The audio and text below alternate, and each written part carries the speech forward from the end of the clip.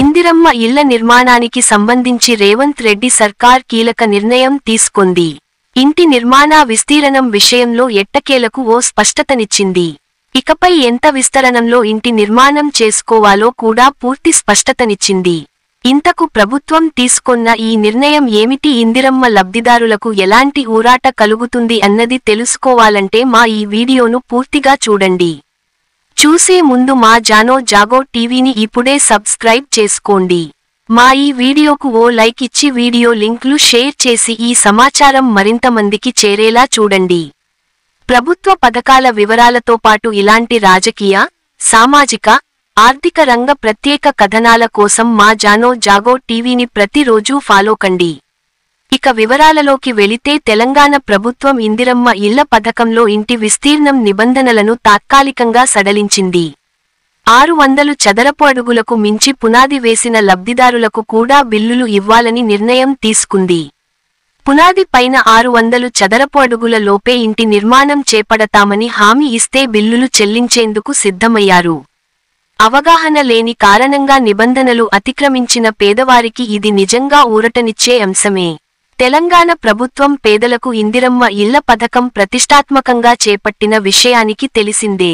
తొలి విడతలో రాష్ట్రవ్యాప్తంగా లబ్ధిదారుల ఎంపిక ప్రక్రియ కూడా పూర్తయింది.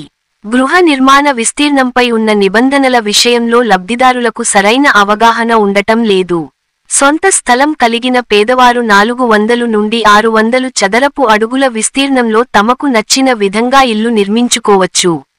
ఇందుకోసం ప్రభుత్వం 5 విడతల్లో మొత్తం 5 లక్షల ఆర్థిక సహాయం అందిస్తుంది. అయితే కొందరు లబ్ధిదారులు అవగాహన లోపంతో 600 చదరపు అడుగుల కంటే ఎక్కువ స్థలంలో నిర్మాణాలు చేపట్టారు.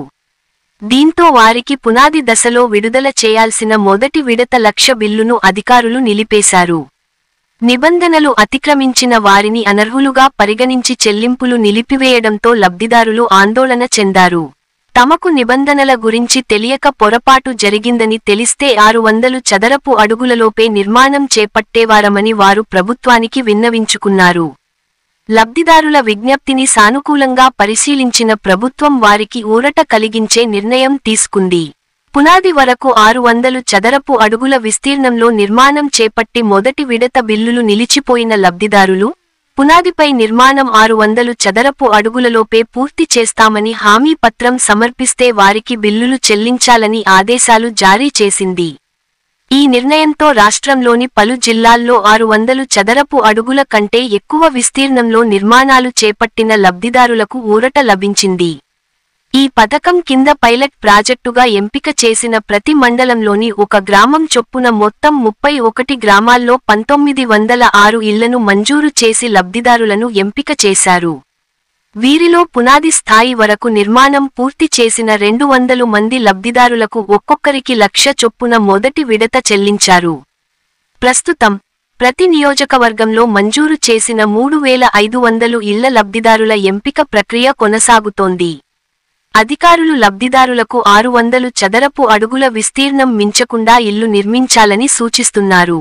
ఈ పథకం పేద ప్రజల సొంతింటి కలను నెరవేర్చడానికి ప్రభుత్వం తీసుకున్న ఒక ముఖ్యమైన నిర్ణయం.